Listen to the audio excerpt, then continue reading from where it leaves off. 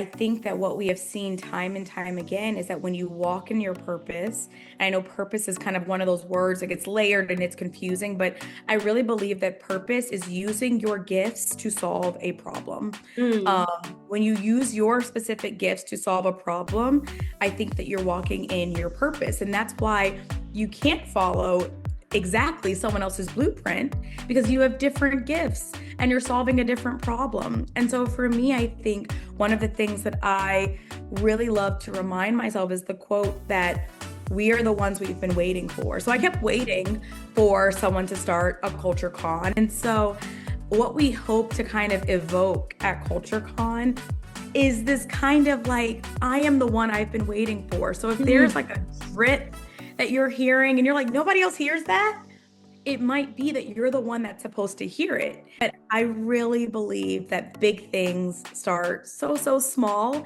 and there's a magical moment in the small beginnings. No one's paying attention to you, so you can Hmm. make a ton of mistakes. There is less grace and people are less forgiving.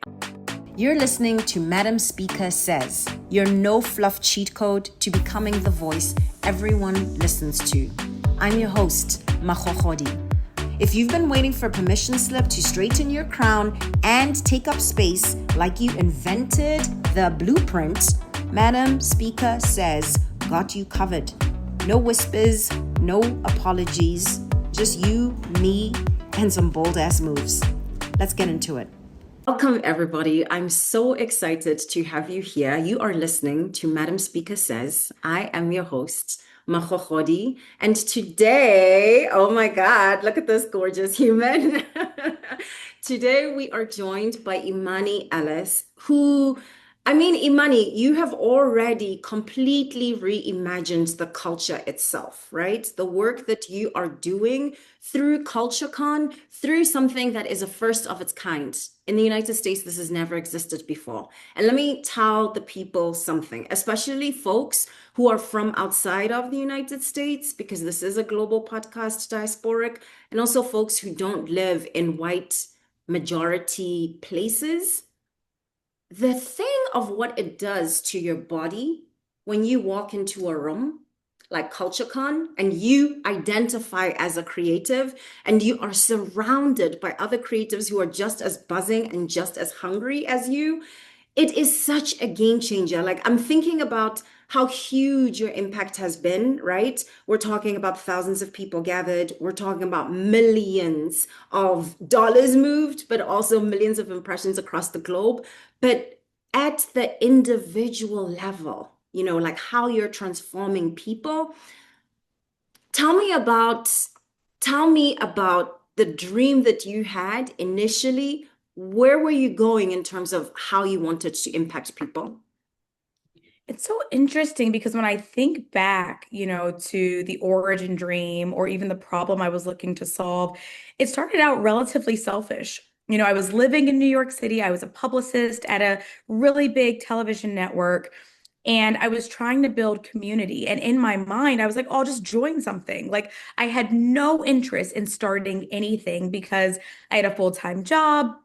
And so I went to a few kind of like community meet people events. And I just thought, you know what? This feels a little sterile. Or I wouldn't have done it like that. Or there's no food. We're hungry. So I'm someone I need to eat. And so I remember thinking, you know what? I'm going to lower the stakes. I'm going to invite some friends over. And I'm someone who's a very curious person. So I've always been friends with different subgroups. When I was in high school, I ran track and I did theater and I was a tour guide. And so I've always been that kind of person. And even in New York, I had friends who were accountants and friends who were actors. And so for me, the specific problem I was looking to solve was how can I kind of bring people with very different backgrounds together to pour into each other, to encourage each other, to share information. What I was learning working at this huge network was that there were so many communities that information was being shared across mediums all the time. And I didn't see that happening in our community. And so after kind of inviting those 10 friends over, the only rule was that everyone had to invite one person that they could vouch for. And so that is how 10 people turned to 20 people. And I think, you know, if I had known 7 years ago how big CultureCon would have become, I probably would have been too scared. I probably Mm-hmm. oh no, I can't see that. And so I think sometimes the dream evolves as your courage evolves over time. I love that you mention that because we can be afraid of our own vision, right? The enormity of what it is that we're looking to build. But then also when you see yourself forward, I mean, where you are right now versus where you were in 2016, let's also not make a mistake. You were already so successful as an executive in 2016, and you poured a lot of that into building this current organization. But I think what you're helping the listener understand is where you are right now. It's exactly where you're supposed to be and how you build. Tell us, and this is a really important question that I ask everybody on the show. Tell us why thought leadership, and I'm laughing, I'll tell you why, but tell us why you believe that thought leadership is important for creatives. I'm laughing because I know that on your podcast, you've spoken about thought leadership as kind of cultish. So if you want to spill the tea on that too, happy to hear it. Wait, what do you mean, cultish? What do you mean? I mean, I don't know, but your co-host said something really funny. It was just an aside, and it was about like, sometimes the thought leader thing, especially the fuddy-duddy model, right, that we've inherited, which is not what this podcast or this platform is about. Yeah, that can feel a little bit like I have all the answers. Like your job is to come here and listen to me, which is so different from the community place that you started from at seed, right? So Yeah. knowing that community is really important and knowing that we're talking about thought leadership, like why? Why is that something that creatives should be thinking about seriously? I mean, I think it's all about the exchange, right? I think sometimes what ends up happening is we see someone who's in a certain place in their life and we need a hero. And so we attribute all of our kind of like hopes and dreams on this one person. And so that's as much on the thought leader as it is us as a, community in terms of even the weight that we place on celebrities, right? And being like they have all the answers. And so I think it's more about going back to an exchange. And I learned that at NBCUniversal. I was coming in as a coordinator from Atlanta, Georgia, but I also knew something. I knew what was popular and trending at the time on Twitter. And I remember my executive, very wise, was leading the team. But when it came to social media, she had to say, Imani, what am I doing? So we all have a role to play. And I think sometimes we underestimate that just because it comes easy to you does not mean that it's not a skill.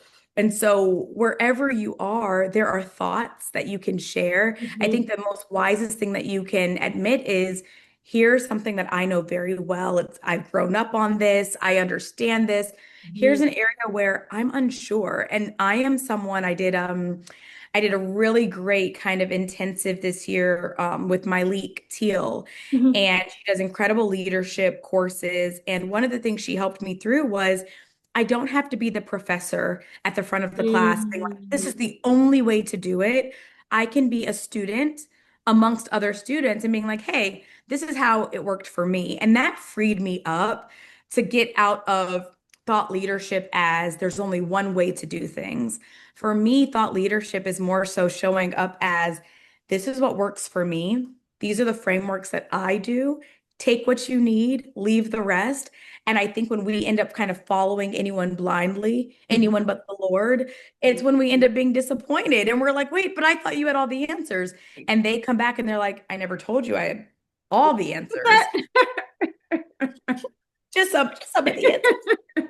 Okay, for the person who's listening, this is such gold because what you're saying is true for everybody, right? We all have things that we know, and we all are. Here's the thing, Imani, we all really are professor in some aspect of our life. Might not be a professor at everything, but the reminding people you don't have to know it all, but really hone in on the part that is yours. And speaking of the part that is yours, when we talk about CultureCon, and we talk about the force of disruption that it has been to the creative space and to the culture at large. Can you talk about what you see as the thing that's at stake when we do exactly what you just said, right? When we lean into the parts where we are in expertise, when we do actually do the thing that is ours to contribute and override that fear that's like, oh my God, that's such a huge vision. How am I going to? Or, oh my God, who do I think I am sitting at this particular vantage? What's at stake when we actually disrupt fuddy-duddy traditional thought leadership? I mean, there are so many examples of people who felt underqualified and not ready and Mm, too young and other.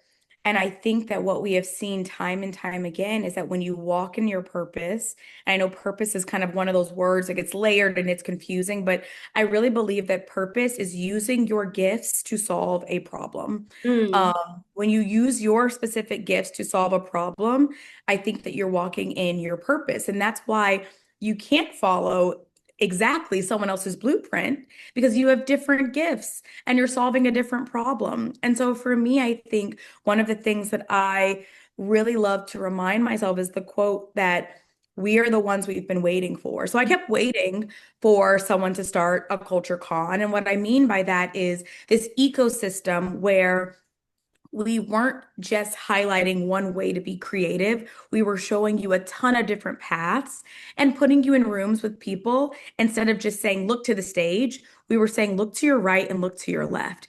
Imagine mhm, what an ecosystem could look like if you were building community with people who are sitting right next to you. mhm, And for me, that was kind of the world that I dreamt of being a part of. And so, what we hope to kind of evoke at CultureCon is this kind of like, I am the one I've been waiting for. So if there's mhm, like a drip that you're hearing and you're like, nobody else hears that, it might be that you're the one that's supposed to hear it.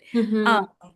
and so it's just following that. And I think for me, I love to always tell, the origin story of us starting in an apartment because In your most living people room, right? yeah, in my living room, because most people, when they see CultureCon and 12,000 people, it's Yes. really hard to imagine the humble beginnings. Yeah. But I really believe that big things start so, so small.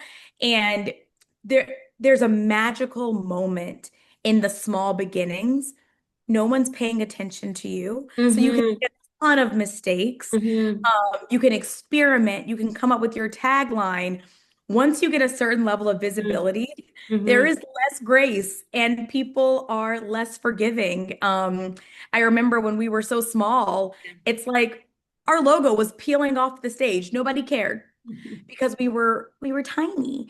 Right. And now, we're held to a different standard. And even that is a privilege, but it's also a reality. And, when you were starting off, just the same as now, I imagine that there were things that kept you up, right? Yeah. So, of course, you're building and nobody is looking. So the peel is coming off the logo on the wall.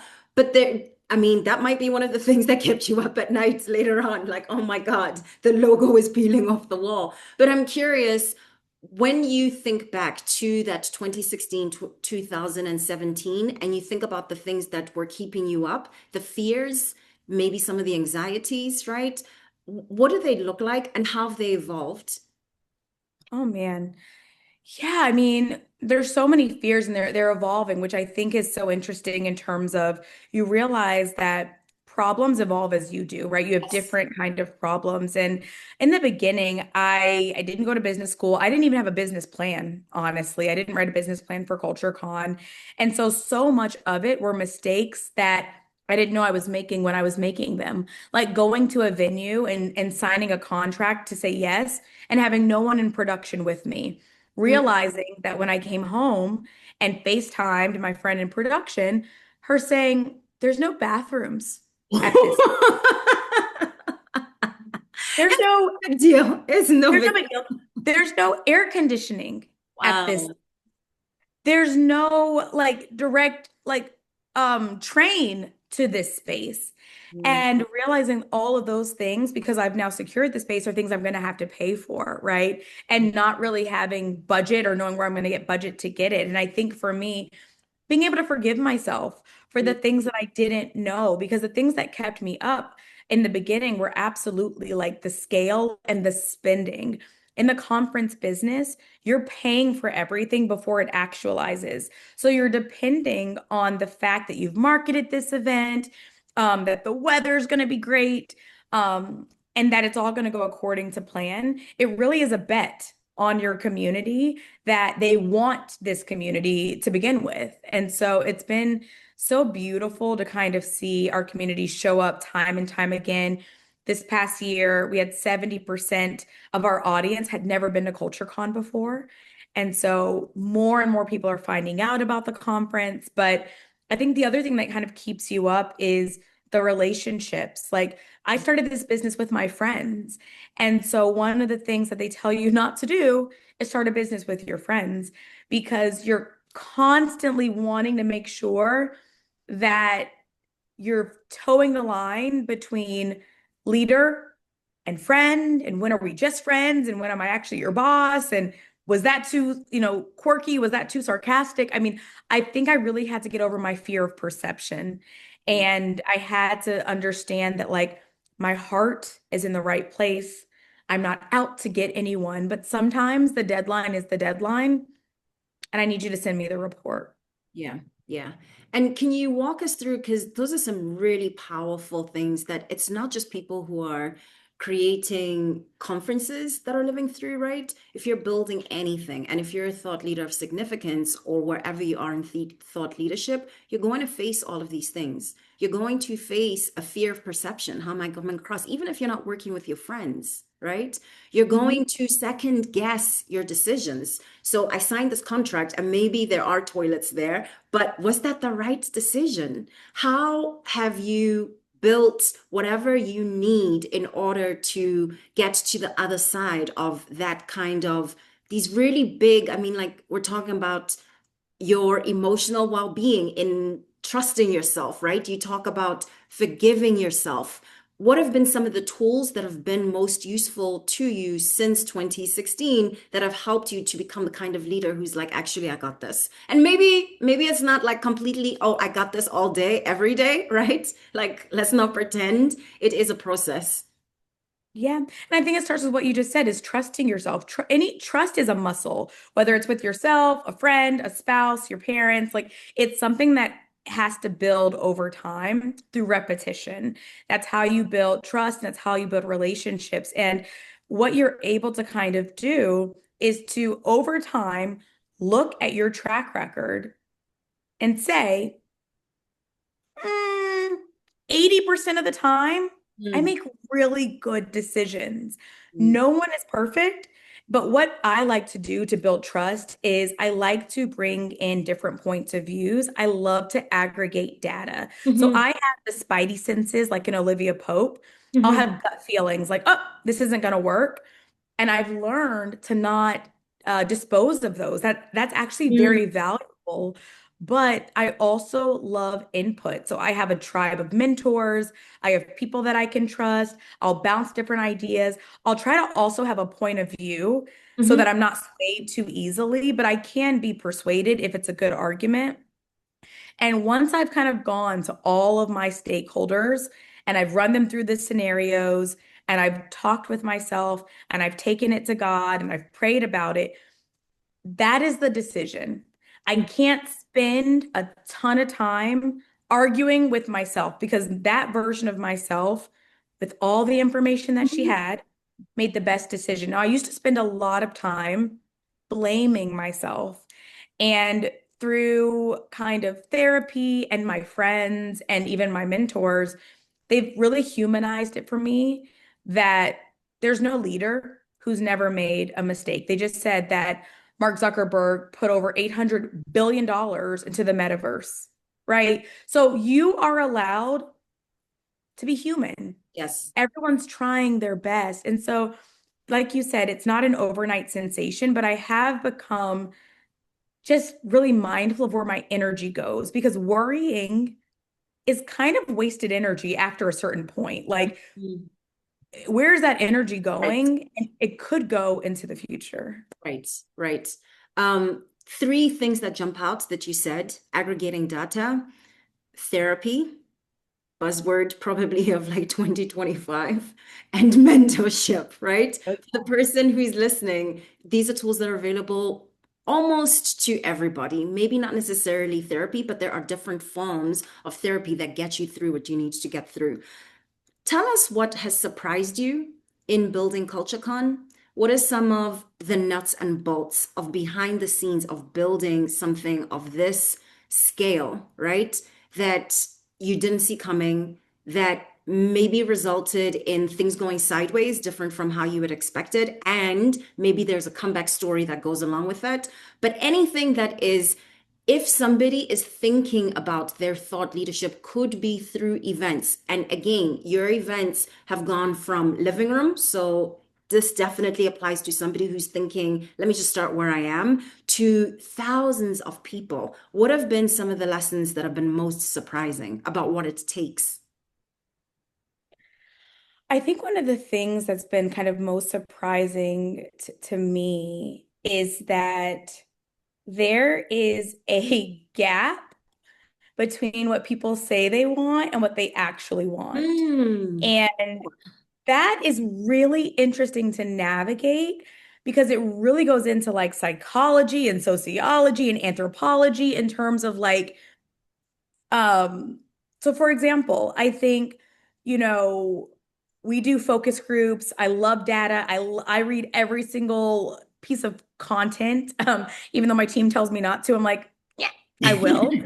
Um, and what I kind of find, right, is that even though kind of maybe when you think of CultureCon, you're seeing the fashions and the creators, a lot of people are really coming to learn. Yeah, And so that I think is exciting for me yeah, because it allows us to double down in terms of office hours and more stages and more education and things like building trust and yes, P&Ls and things yes, that maybe you wouldn't typically consider. yeah. Um, at a creative festival, but I love that. I think the other piece that's been really surprising is how personal CultureCon feels to everyone. It's something that I think once you release your idea into the world, I'm always so kind of, I think, excited about all of the feedback that comes back because it really does feel like a community platform. And I think in the beginning, it would kind of hurt my feelings because I'd be done with the conference and I would literally like, it'd be a Monday in a coffee shop and someone would be like, girl, you need way more food trucks. And I'd be like, what? Just 1 second. I just had like Can I eight just candidates grab my back. coffee? I just, and it's not that I didn't want the feedback. I think that sometimes there is it's love. It's with love that people are telling you these Yeah. things. And so sometimes I think I'm surprised about the level of care. But now I've graduated to an age where like I'm always open. My email is in my Instagram and I'm constantly in communication with our community. And it's kind of a life hack because you don't have to be curious about what the desire is. But I do think that that surprised me in terms of like the amount of love and input that people have. Mhm. Um, and once I was able to really see it as a beneficial thing, I think it really kind of it opened up the doors to like what we could build together. Can you talk about, because you've used this word a couple of times, community, and I Yeah. don't know that people would feel as personally invested and as like, I'm gonna tell her right now, like what I want to see next year, because I am actually coming next year, right? I want more food options. So make sure your food game is on point with the trucks.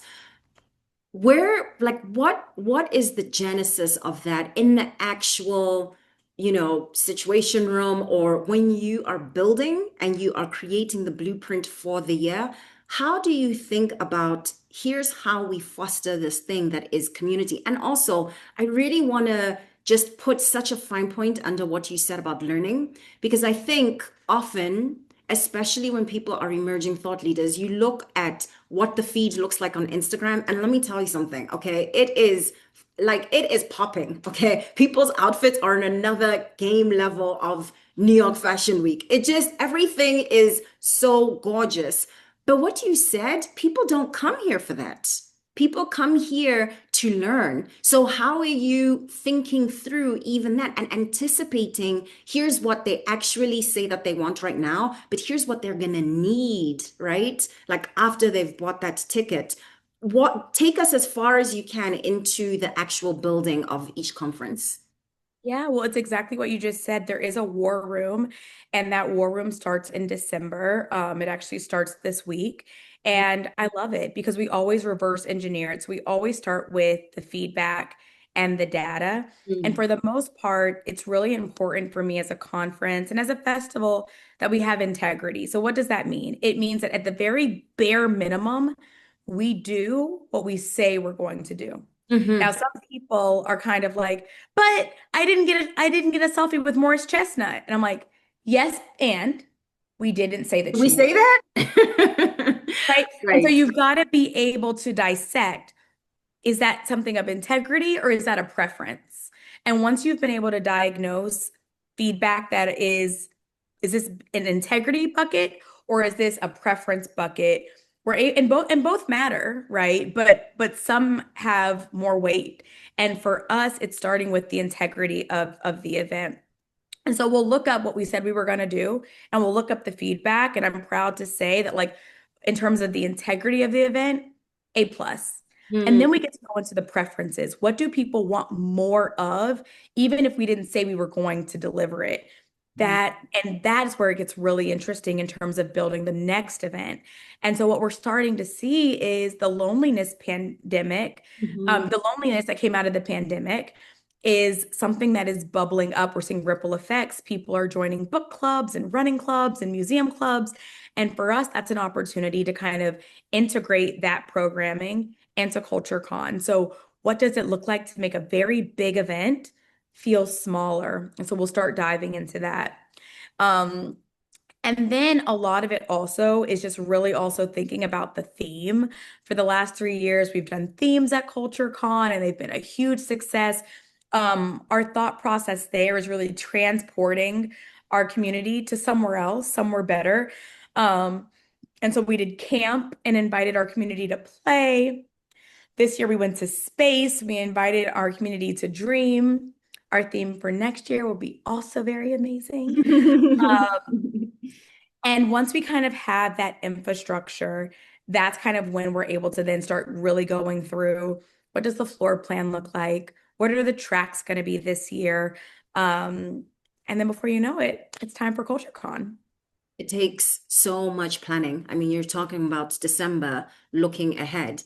Can you give Imani in 2016 a girl, you gotta really understand this, kind of talking to about money as it relates to thinking through something like this, right? This is a really big undertaking, adventure. It's also a business. There's people livelihoods here. You have employees.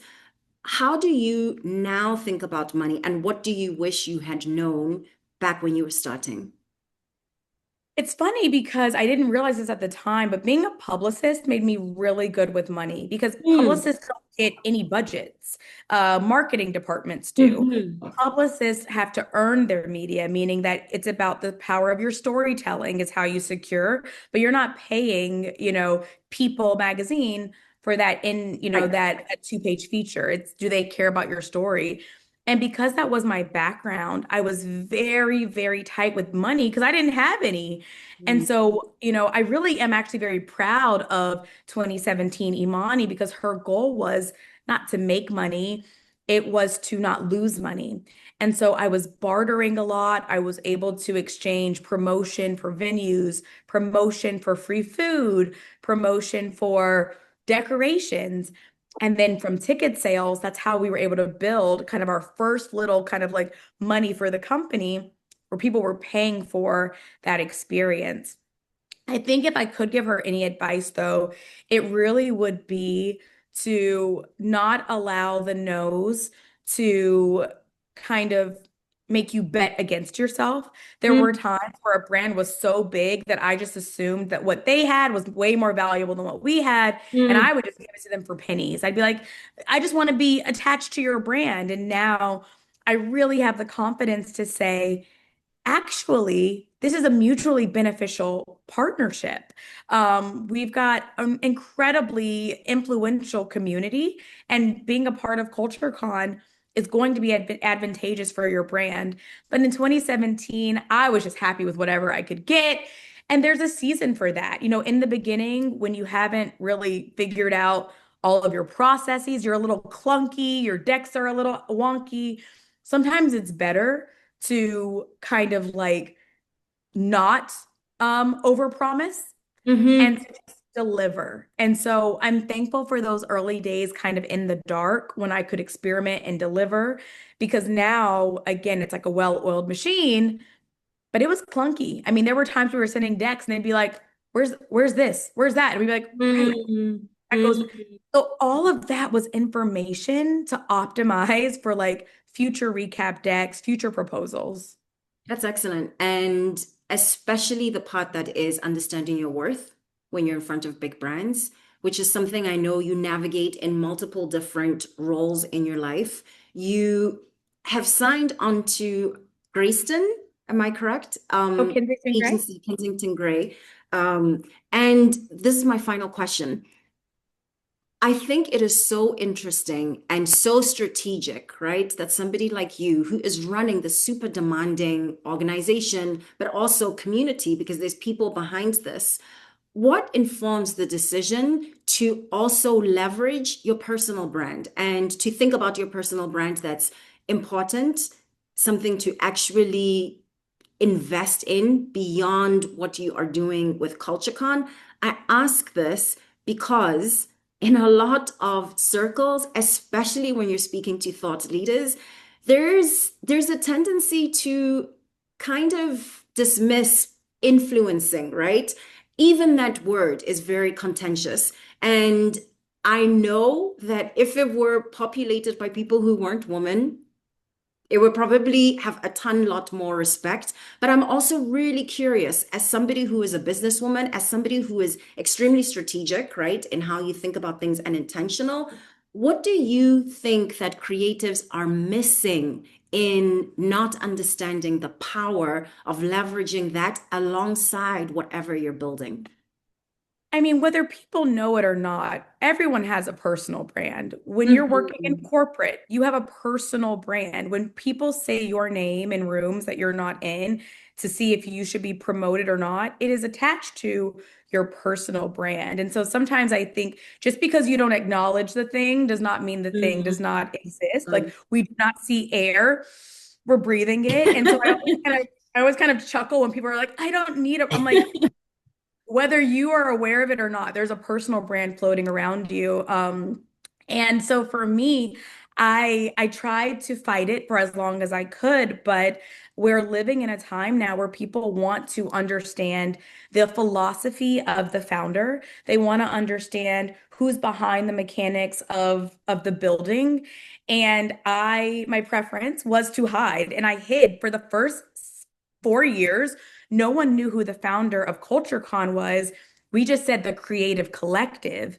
And so we were actually able to kind of all run around in our black and no one knew. And so it's actually fairly recent that I have come to the forefront, but that's only because I do think that there is power in people seeing that a Black woman with a Black team is behind this. And I think I was doing a disservice to the community by not really kind of sharing, the love and the hardships that are a part of this journey. And I think in terms of influencing, because you're right, that word is kind of nuanced, but I think that there is such an opportunity to accelerate anything you're building by bringing people along for the journey. You know, you look at an Emma Grede, you look at how she's kind of showing us, what she's doing with her podcast and with Skims. And I think that there is a level of trust that comes with knowing the founder. And in this kind of attention economy, trust is the most valuable asset that you can have. And so I think people underestimate what it means to kind of like be able to just talk to your community. Because again, the reason I'm saying community and not audience is because there's an exchange. So in the same way that we talk, we also listen. Mm-hmm. And that is what makes CultureCon go viral every year is we're not just talking, we're actually sitting here. We actually have a focus group later today, and Mm. we're listening and we're asking, how can we serve you? How can we be of service to you? That I think is like the greatest honor is to be of service. Imani, that word service is something that I've heard come up again and again. And I've actually, in research for this conversation, I heard you describe yourself as a service leader. I know that you're somebody who's deeply aligned with your spirituality, and so much of answering the call that's greater than yourself is about service, right? Like being in service. I want to thank you for your service. I want to thank you for this beautiful interview and being of service to our listeners by dropping so many gems. I am going to close in a minute with our rapid fire. I definitely would love to invite folks. If there's anybody on the planet who doesn't know about CultureCon, can you tell us where to find all of the things? And also, is there a specific project that you're super excited about that's coming up in 2026 that you want on our radar? Yes, you can find us on all the social channels at CultureCon. And yeah, look out in 2026. We're going to make a little international debut. Ooh, ooh. I hope the continent is part of that. Just putting a small plug. Just putting, oh, I like that. I like that. I'm gonna take that as an affirmative. Okay. I said I nothing. My know. publicist will kill me. I said nothing. Yeah, but her visuals, folks. If you're watching, if you're watching, now she's winking. Okay, let's get into the rapid fire before either one of us gets into trouble. Um, Chicken pot pie is my favorite because It's like a warm hug. I love that. A red flag that started off as a green light is this is stolen from your podcast. I love this question. That's why I'm laughing. Um, yeah, someone who's always available. Always. Hmm. I am curious about, I know curiosity is one of your favorites. Right now, I'm curious about What is going to happen with all this AI? hmm, rest is Non-negotiable. my word for 2026 is Ooh. Audacious. I love that. God is, Love. um, I love that. I love that. Creativity makes me. Feel limitless.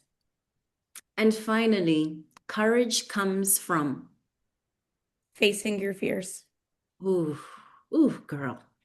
This has been so delicious, so delicious. And apparently next year we're going home, okay?